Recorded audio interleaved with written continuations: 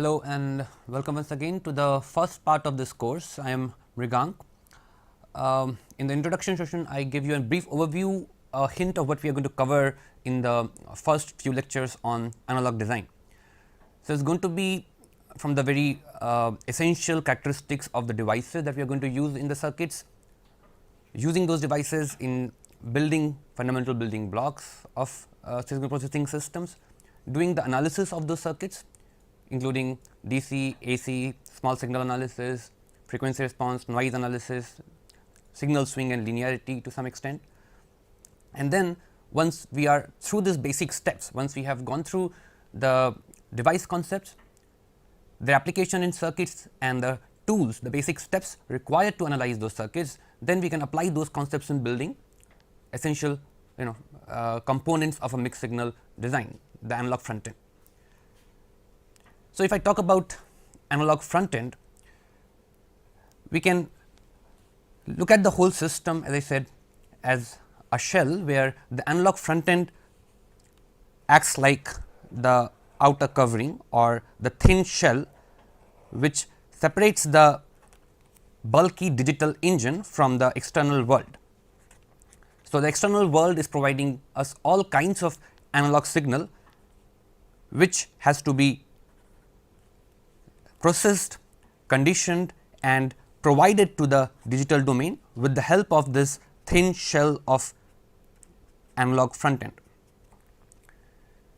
So, we are going to talk about the fundamentals required to understand the design of a practical system interfacing the real world signal to the digital world. So, what are the fundamental blocks that come into such a system?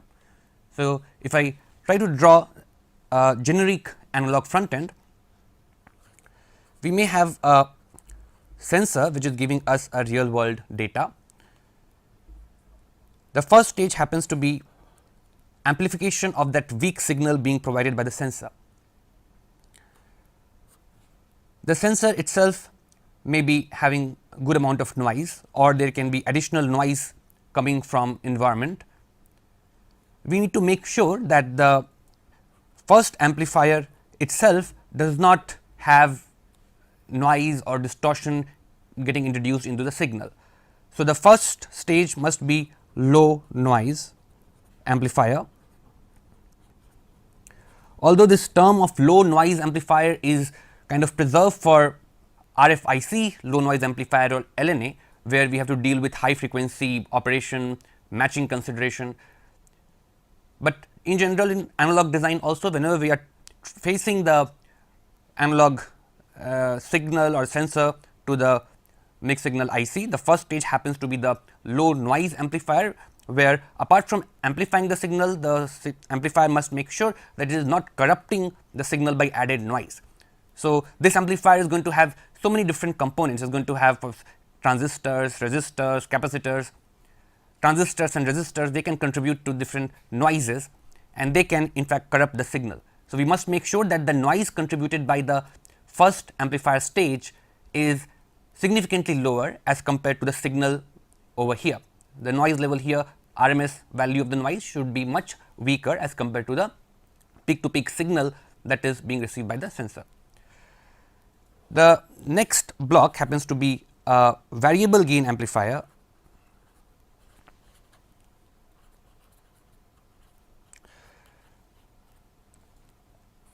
We can denote it with an arrow. It means that the gain of the stage is variable or adjustable in order to amplify the signal further and also meet the dynamic range of the next processing blocks, which may be the filters and the ADC. So, we will discuss that why this requirement of variable gain amplifier is coming into picture when we go into the block level specifications and the designs. After the variable gain amplifier, we may have a frequency selective block in the form of a filter. In general, the filters perform one of the most essential block, that is anti-aliasing. Before the digital mixed signal part, ADC is sampling the signal and converting into discrete time. Apart from that, in many cases we may need to reject noises dominant in certain frequency ranges. So, noise rejection along with that anti-aliasing can be an important function of the filter.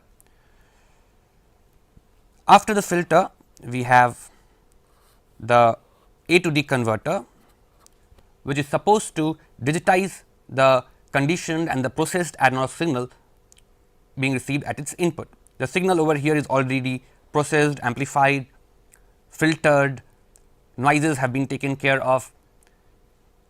The amplification over here is such that it is matching with the dynamic range of the ADC. So, in general ADC will have a certain dynamic range, it can process input signal from certain maximum value to certain minimum value. So, we have to make sure that the signal reaching at the input of the ADC, it is having a range matching with the maximum input range of the ADC. So, that we can take the maximum advantage of the dynamic range of the ADC. Now, the ADC specification also may heavily depend upon the kind of signal we are using, how many bit precision we need, what is the sampling rate and so on. It may depend upon the ADC's signal specifications. After the ADC, we may have signal processing going on in digital domain. We can denote it as a DSP block, where you are trying to do some local processing on the signal acquired through the sensor. You may be running a lot of complicated signal processing algorithm, their low power implementation in the DSP module. So, towards if we talk about today's scenario, when people are talking about very low power self sustained sensor nodes, for example, which are supposed to be operating with very low power battery based operation, maybe operated with energy harvesting, there the power budget of the entire system is going to be very limited. We are supposed to acquire real time signals from some sensors continuously and make sure that the signal integrity is maintained all the way to ADC while doing the analog domain processing. Following that, we need to transmit that acquired data through a wireless link to a central unit which has much more computation power, memory and resources, which is not so much power constrained. So, do that we may need some digital domain processing before we can send that data out, which helps in processing, compressing and extracting certain essential information out of the data coming from the ADC. And once we have the final data ready to be transmitted, we may have the RF IC block, which is supposed to wirelessly communicate the data to the central unit. So, in this course, of course, we are supposed to cover the three fundamental units. The very first one is of course the analog signal acquisition chain, which I will be covering in my lectures, that constitutes this entire signal chain of front end amplification, filtering and analog to digital conversion. Now, this course of course is supposed to start from undergrad level content, and based on the feedback that we have received in our earlier sessions, it has been recommended that we touch upon the fundamental issues related to devices and the basic building blocks, that is the circuits which are going to be applied in building these blocks. So, we consider it very important to touch upon the fundamentals related with the device characteristics, because the kind of characteristics, the kind of information needed from device perspective is going to be very different in case of analog, and is going to be very different in case of a DSP or a digital block. So, some kind of device parameters that we are so much concerned about while doing the analog design, we may not be so concerned about them in the digital design, because there the device characteristics are different, the kind of region the device is operating it is different. So, it is important to be aware of the device characteristics, the large signal behavior, small signal behavior, noise, frequency response and so on. So, that while applying those devices in the circuit, we are confident about the circuit operation, we are able to understand its implications in the circuit's performance, maybe DC, maybe power consumption, frequency response and so many other important aspects. So, the starting point is going through the fundamentals of the basic building blocks. So, let me jot down what are the issues, what are the device level concepts we are going to cover in this course.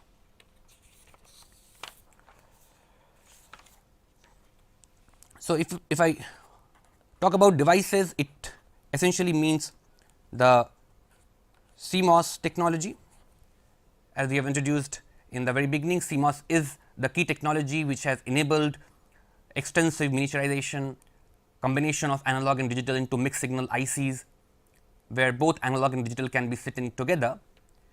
And because MOSFET has facilitated aggressive scaling, it has outperformed the previous devices in the form of BJT in terms of performance as well. Earlier technologies, BJT used to be a choice for analog front end or analog design, because it used to offer higher mobility or higher performance. But why MOSFET took over? Because it is a lateral structure, as compared to BJT, which is relatively having a vertical structure with 3 terminals, which is relatively more difficult to scale. As compared to that, MOSFET is a lateral or a relatively 2D structure, which has been much more convenient to scale, and industry has been very diligently following the Moore's law and has been able to scale the channel length of the MOSFET, starting from earlier days of 1 micrometer going down all the way to 15 nanometer, and today they are progressing towards 10 and 7 nanometer. So, because of this aggressive scaling provided by the MOSFET technology, it has in many ways outperformed the MOSFET in terms of performance also. Therefore, the focus shifted completely towards MOSFET, and trying to integrate MOSFET based analog as well as digital design together in form of a mixed signal SOC has become the main focus of the industry. So, when we talk about devices, it will be mostly about the MOSFET device characteristics, which are essential to understand in order to apply them in analog mixed signal circuit design. So, while covering devices, the very first thing that we have to be clear about is the DC characteristics of the MOSFET, the IDVD characteristics, IDVGS characteristics, understanding the large signal behavior.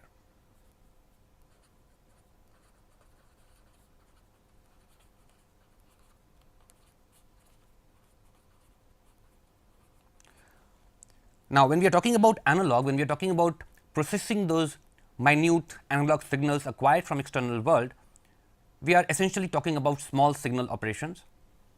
So, we need to understand the physical characteristics of the device which enable that small signal operation. While we are doing digital operation, there the MOSFETs are being used as switches, right. So, either it is in on condition or in off condition. So, there we are not so much concerned about the physics of the device, about the physical characteristics of the device. We are not exploiting the physical characteristics of the device in doing the processing or the computation. But when it comes to analog processing, it is all about using the physical characteristics of the devices to enable small signal operation, to enable amplification, to enable signal processing, to enable filtering, to enable the frequency characteristics of the devices, to allow us certain frequency domain characteristics, likewise suppressing the noise characteristics of the devices, making sure that it is not corrupting the analog signal. So, the core physics of the device becomes a lot more important while dealing with analog circuits, and therefore, understanding the device, understanding the MOSFET from the point of view of analog design becomes very crucial before we take up any complicated, comprehensive block level or system level design like low noise amplifier or filters or ADC. And the same holds true for the RFIC. There some more concepts related to higher frequency operation comes into picture, some additional parasitics need to be taken care of, some additional device modifications need to be incorporated, and the device may need to be optimized for RFIC operation in a slightly different way. But the fundamentals remain same. For applying MOSFETs in analog design or RF design, is very important that we are aware of the device characteristics which enable that analog or RF operation. So, next comes is your small signal operation and model. How do these DC characteristics of the devices enable small signal operation? So, once again, as we said, we have to look into the small signal behavior. How does the small signal model can be constructed out of the DC characteristics of the devices? How does it make sense? What do we mean by transconductance? What do we mean by the small signal output resistance of the MOSFET?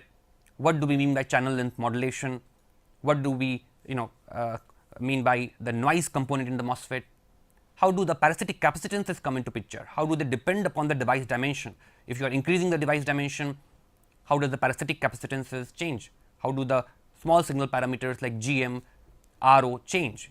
If you change the DC bias condition, how do these small signal parameters change? So, that is very important to understand, because when we are talking about IC design, we have some parameters in our hand that we can adjust. So, while dealing with an IC design, while dealing with a real world mixed signal design, we have certain parameters at our disposal, and it is important to understand how to decide about the choice of these parameters, so that we can get to design our circuits meeting the required specs and get the best performance out of it. So, towards that end, the first point is understanding the small signal operation, not just the definition, not just the formulae, but the origin of those small signal parameters, how they are coming into picture and making real sense of it. So, the purpose should not be just remembering the formula and solving some numerical problems. It is very important, very crucial to have the physical intuition of the overall process. It is very important to see how the GM is coming. It is very important to see how the small signal resistance of the MOSFET is coming. Why does the drain give us high impedance? Why does the source give us low impedance, and so on. So, if we are having that physical characteristics of the device in our mind, we can very well understand and appreciate the application of those devices in analog circuits, because it does require having a very good grasp of the real physical operation of the device, large signal as well as small signal, to deal with the circuits efficiently. So, in connection with the small signal model, once again we are going to have a discussion on high frequency model,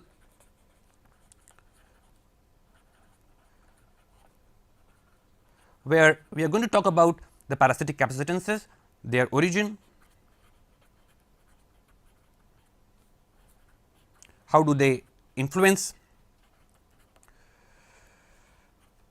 the circuit operation, and so on. So, once again understanding the origin of parasitic capacitances is important, not just looking at the pictorial model of the parasitic capacitances, some parasitic connected between drain and gate and source, but it is also important to appreciate what is their origin. So, we are going to look into parasitic capacitances. And finally, one of the very important issues when we are dealing with practical design is the noise model. So, because of the current flow in these kind of nanoscale, microscale devices, we have several sources of noise. We will try to understand the origin of noise in the device, how to model it, how to include that effect in the small signal characteristics, so that we can apply that complete model, including small signal low frequency components, the high frequency parasitic capacitances, along with the equivalent noise sources in doing the analysis for the circuit, complete analysis for the circuit. Now, once we are gone through these device characteristics, we will be in a good position to look at the circuits and apply those device concepts in building our circuits. So, next comes the topic which we are going to cover while describing circuits. So, first is going to be a common source amplifier with active load.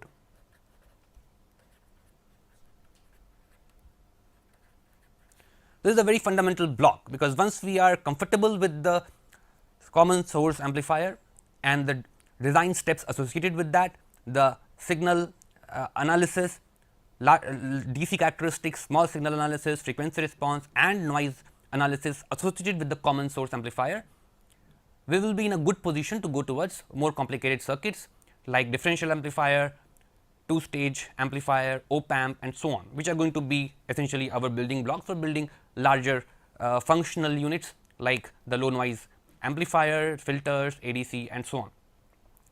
So, this is the very first stage talking about the common source amplifier. How does it depend, how does the functionality depend upon the choice of load, and being comfortable with the fundamental steps in analyzing those circuits: DC, small signal, high frequency and the noise model. The next step is going to be differential amplifier with current mirror load and current source load.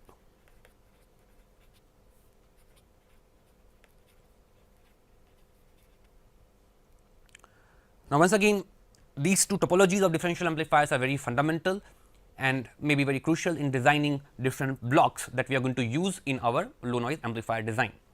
So, understanding these two basic topologies of the differential amplifier with current mirror load and current source load, how they are different, how do their DC biasing, frequency response, small signal differ, and while using them in a circuit, what are the practical design considerations that we need to make. It is very important to understand while proceeding towards our larger functional blocks. So, we will spend some time on understanding the differential amplifier, and this will also incorporate some discussion on current source, that is related to the biasing scheme. How do we operate differential amplifier, what is the basic principle of differential amplifier operation and its connection with the next higher level, that is a two-stage amplifier or an op-amp. Now, this two-stage op-amp is going to be our building block for the first stage, that is our low noise amplifier as well as the variable gain amplifier. So, there once again we will need to understand the basic characteristics, the four basic analysis: DC, small signal, high frequency and the noise model, in order to be able to appreciate the design issues associated with the very first stage of our mixed signal front end, analog front end, that is the low noise amplifier and the variable gain amplifier.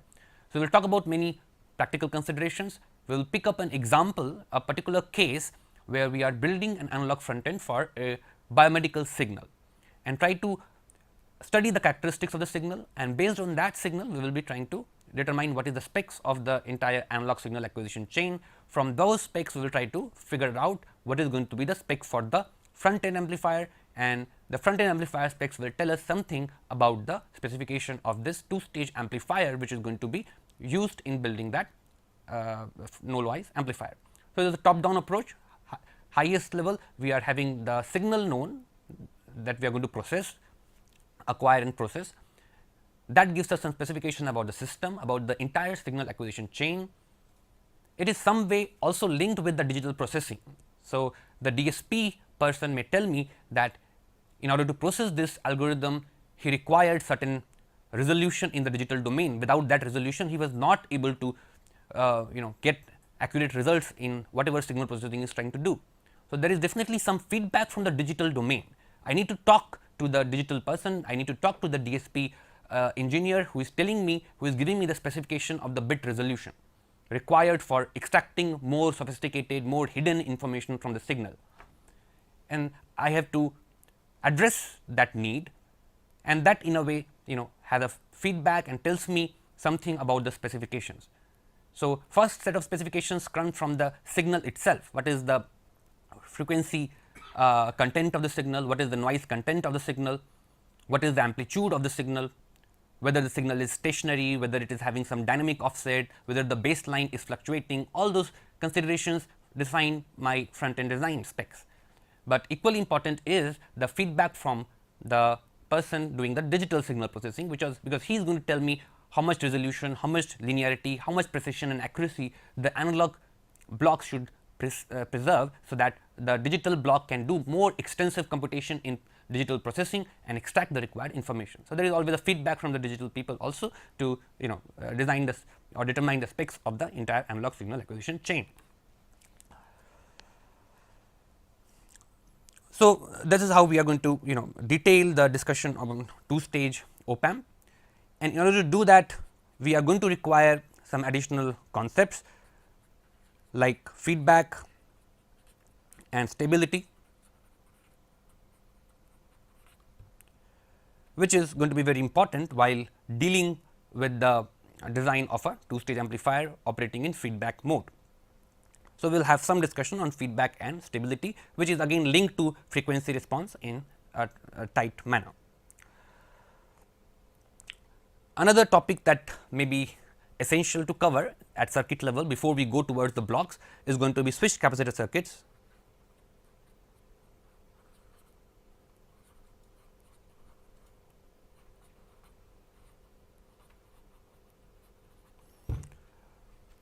Which basically deal with some special kinds of circuit techniques which can be very useful while dealing with practical analog front end design. So, basically involves combination of MOSFET switches and capacitors integrated along with operational amplifiers to give us some interesting functionality for amplification purpose, for filtering purpose, A to D conversion and so on. So, the switched capacitor circuits are also going to be very fundamental in coming up to the higher level. They are going to be very much essential. They are going to act like a link between the whatever circuit level components we discussed and their application in building the functional units, namely the amplifiers, filters and the ADC. So, we will have some discussion on the switched capacitor circuit concepts as well.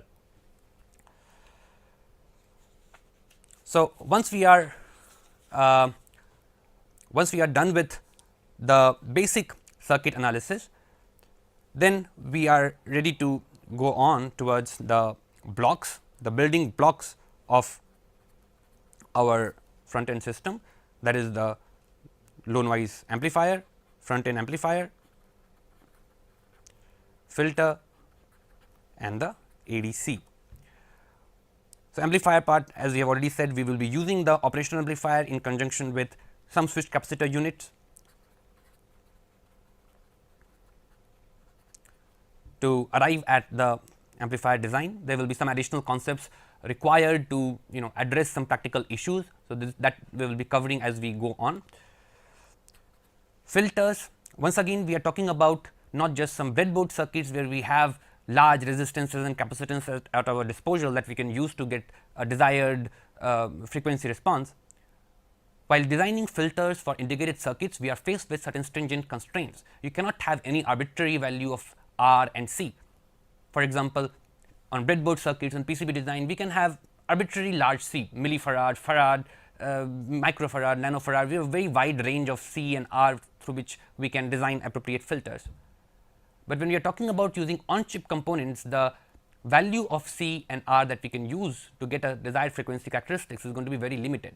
A single millimeter square area chip cannot afford more than say a nanofarad of capacitance. So, total capacitance summed together in the entire 1 millimeter die can be limited to 1 nanofarad, and in general individual capacitances used in the circuits, for example, in 180 nanometer technology may be well within 100 picofarad. There will be very few which are at around that range, most of them will be few picofarad or smaller. So, likewise for resistors also, we need to take care of the practical considerations, the constraints provided by the IC design environment, and appropriately choose the R and C component to meet our filter characteristics. Many other issues like the component variations, mismatches are going to play important role, are going to be it is going to be necessary to consider those while trying to arrive at a desired frequency characteristics of the filter, and that tells us about the kind of topology we are going to require to meet our specifications. A simple op-amp with R and C feedback may not be the best topology to use, because we do not have those R and C values available. So, once again we may have to go for switched capacitor filters or GMC filters, where we are going to use active blocks, transconductance blocks similar to differential amplifiers, similar to operational transconductance amplifiers and op-amps that we are looking at in the earlier sections. So, we are going to look at two basic popular topologies, two popular schemes for implementing on-chip integrated filters for the kind of signal we are using here for biomedical signals, and we will see what are the advantages and disadvantages of these two schemes, and what are the circuit issues, how we can make a judicious choice between the two schemes, and then go towards the component and transistor level implementation of these two schemes. Finally, the ADC, which deals with the preprocessing, the digitization of the preprocessed analog signal and interfaces the processed analog signal with the digital world. That is again another very broad topic. Many different topologies, many different kinds of ADCs exist. Within a single topology, you may have many different variants, many different proposals for implementing that topology. So, as I said, the ADC itself can be a full 1 semester course, and still we may not be able to cover enough. It is a very broad topic. Likewise, of course, the same holds true for amplifiers and filters. You can have full semester courses just dealing with filters and amplifiers. But the objective of this course is to give you a taste. Pick up an example, pick up a case study.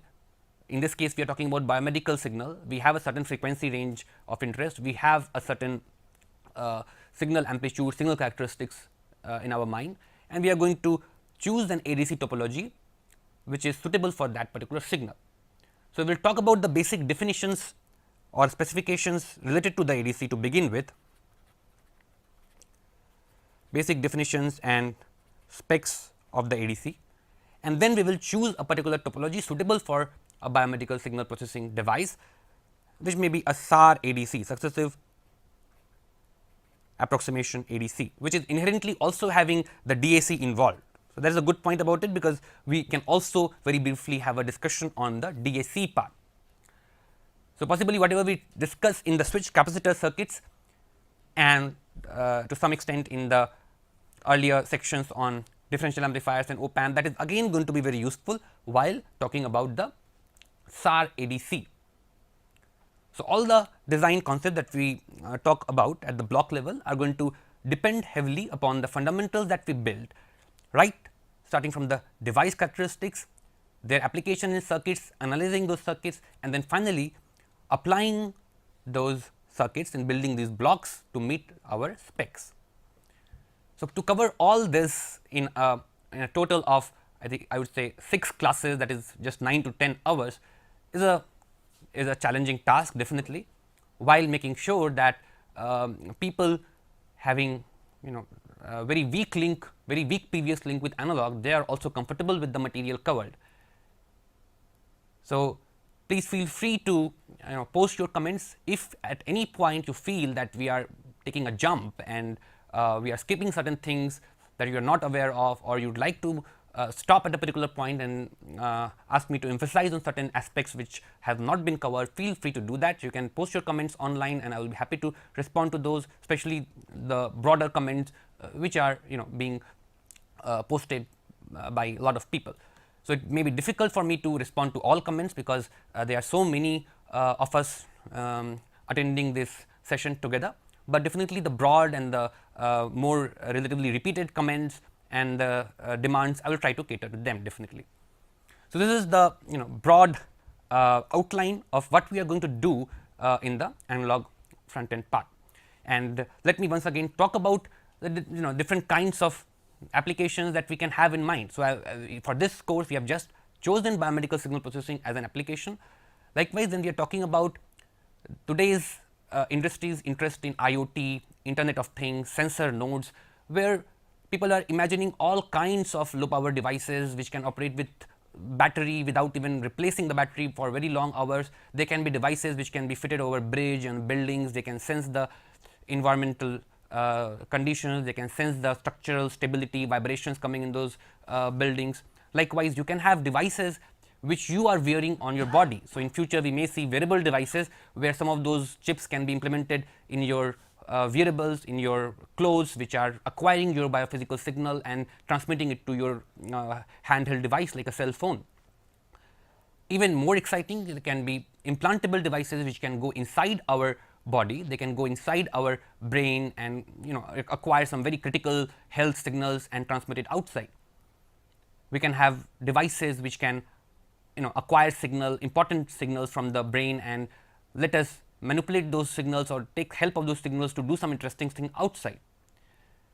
So, biomedical engineering or application of these analog mixed signal design in biomedical engineering is a very exciting field with a lot of interesting research opportunities available worldwide, and therefore, just at a high level I have chosen this particular topic, signal characteristics aligned with biomedical application to present this course. And of course, as a part of our research, as a part of our projects, we do work on all these different applications with very bright, very dedicated students, and probably towards the end we can give you some example of such applications at high level. So, this is the very first slide that I showed to you. It was regarding generic front end, what are the basic components in the front end.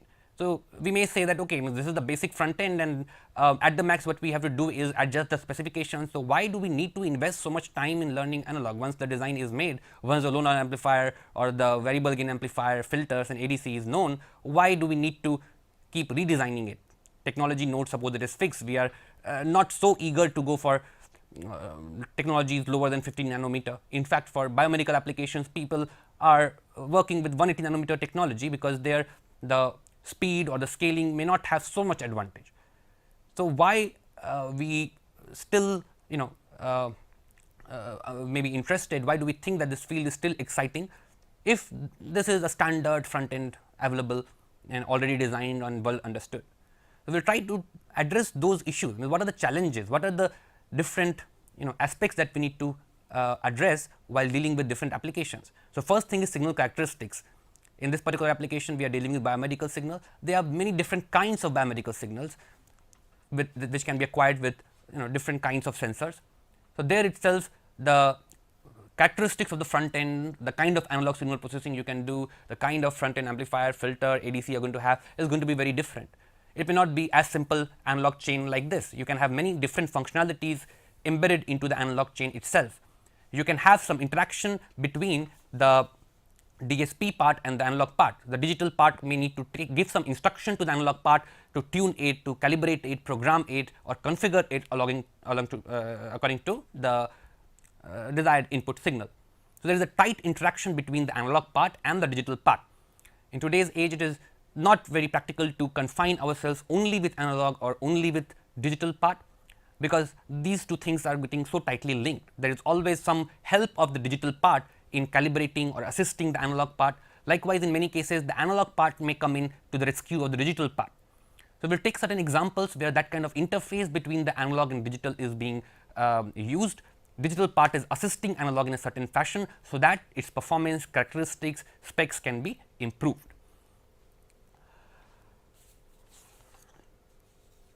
So, with that we would like to start with the basic core content, starting from the devices and going all the way to circuits and the blocks.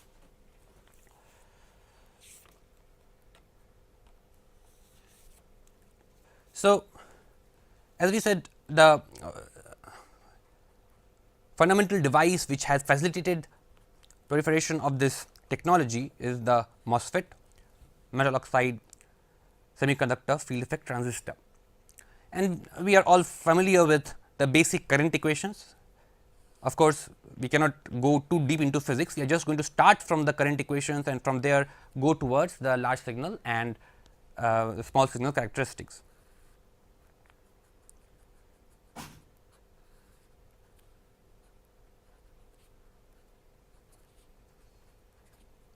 So, this is the basic structure of a MOSFET. For N MOSFET, you may have a P type substrate that you start with. On the top of that, you are having a thin gate oxide created. So, you have an oxide layer SiO2.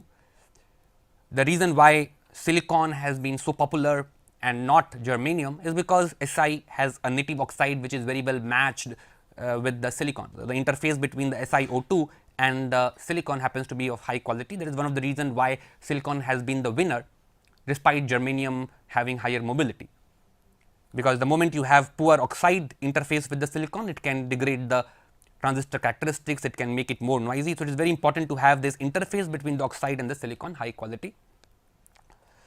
And then on the top of that you can have a metal or a polysilicon gate, which is forming the gate terminal.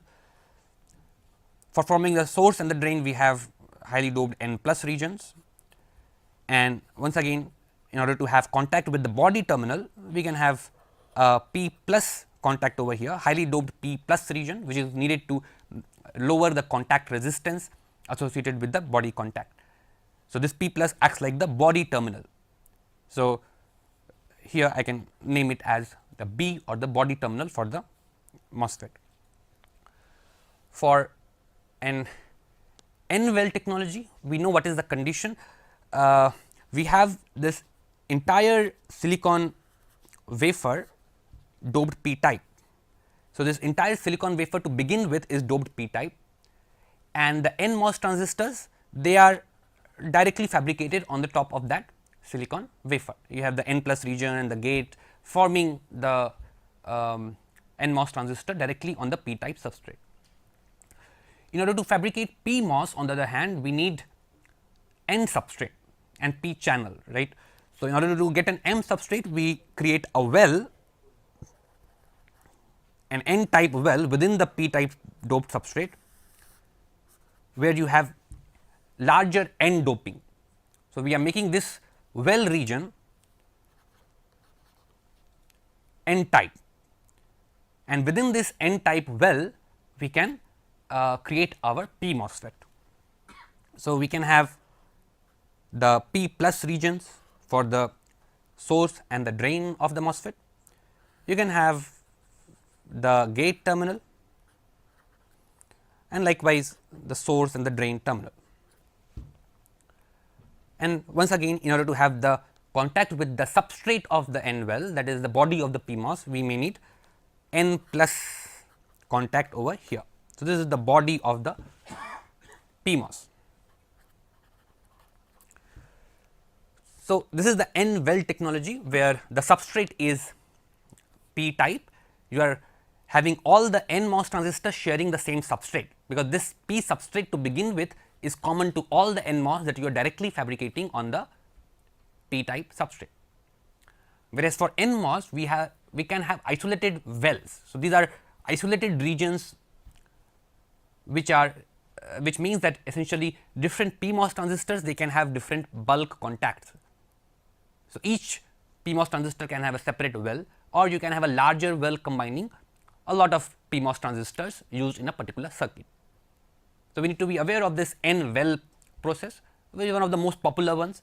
There are many different tastes. You can have a P well process, you can have a dual well, triple well process, you can have silicon on insulator, where you can have PMOS as well as NMOS in separate wells sitting on insulator, and so on. So, there are different tastes, but commonly used a very popular one is N well technology, and we should be careful, we should be aware of the terminal characteristics of the substrate required for NMOS and PMOS. So, that while talking about the real circuit design, we are aware of the body terminal, how to connect it, what is the effect if we are having different voltages at the body terminal. So, that also becomes important while looking at the circuits. So, now if I talk about the current equations, so most of us are familiar with the MOSFET current equations for different region of operation. For triode region, we can write down the current as VGS minus VT times VDS minus VDS square by 2. So, this is the triode region or linear region operation, where the dependency on the drain to source voltage is very strong, right. If the drain to source voltage is small, the current will be small. So, in this region we have a very strong dependency on VDS. So, if I plot ID versus VDS characteristics for this region, as the VDS increases, the current strongly increases with the applied voltage, and these are the curves for different values of Vg. So, we are plotting for different values of Vg, the curves will be going higher. So, this is called the linear region or triode region operation of the device, because here the device is having 3 terminal operation, a strong 3 terminal operation, it is acting like a triode. So, the name is borrowed from a diode, where you have essentially 2 terminal operations, right. In a diode we have 2 terminals, you can control the voltage across those 2 terminals, and that is going to control the current flow across that 2 terminal device. So, it is a diode. In the triode region, the current flow through this MOSFET, assuming that the body terminal is fixed or it is at a particular potential. So, we are going to fix the body terminal for the time being and mainly concentrate on the other 3 terminals, that is the gate, drain and the source. So, assuming that body terminal is at a fixed point, here in the triode region, if you are applying a certain gate to source voltage, call it VGS, and then applying a particular drain to source voltage, call it VDS, the resultant drain current is strongly dependent upon both the voltages, gate to source as well as drain to source. Therefore, the current through the MOSFET is being controlled by 3 terminals, and therefore, we can say it is a triode region operation of the device.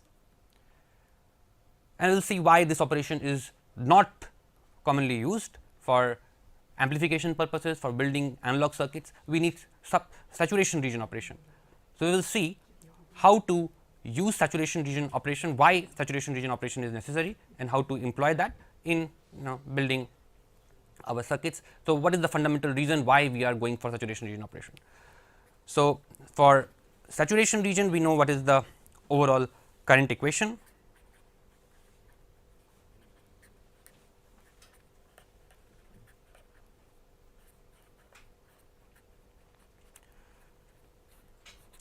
The first term gives us the square dependency of current on the gate to source voltage, VGS minus VT square, and the second term gives us dependency on the drain to source voltage, the proportionality factor being lambda. So, we will briefly discuss this concept of lambda and how does the channel length modulation occur and what is its role in analog circuits. It plays a very important role in analog circuits.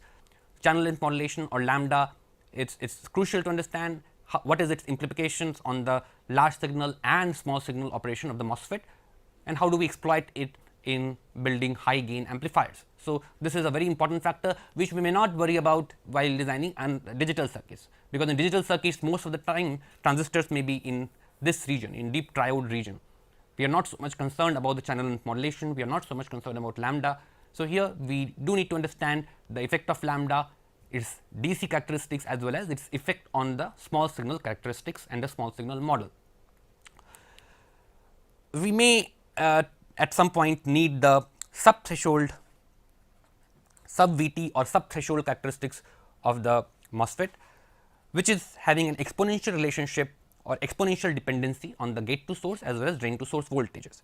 So, generally when we are talking about very low power circuits, sub threshold operation is critical, where to save powers we are lowering down the supply voltages.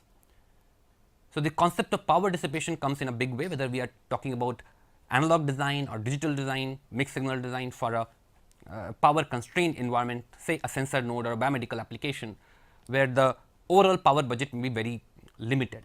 And in those conditions we would like to aggressively scale down the supply voltages, and it can be even lower than or close to the threshold voltage of the device. And in that case definitely the transistors are operating in deep sub threshold regime.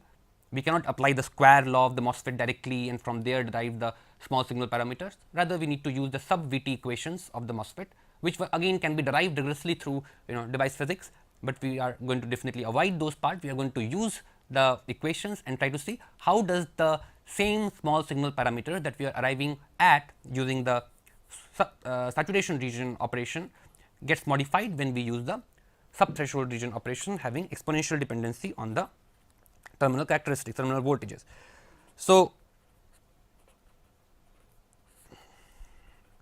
for a sub threshold operation of the MOSFET, we have exponential dependency on the gate to source voltage, and there is a non ideality factor m over here.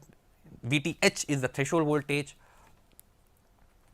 and also there is a weak dependency on drain to source voltage, K is the Boltzmann constant Kt by Q. Kt by Q at room temperature is around 25 millivolt. So, if VDS is sufficiently larger than Kt by Q, that is around 25 millivolt at room temperature, we can approximate this current as just the first term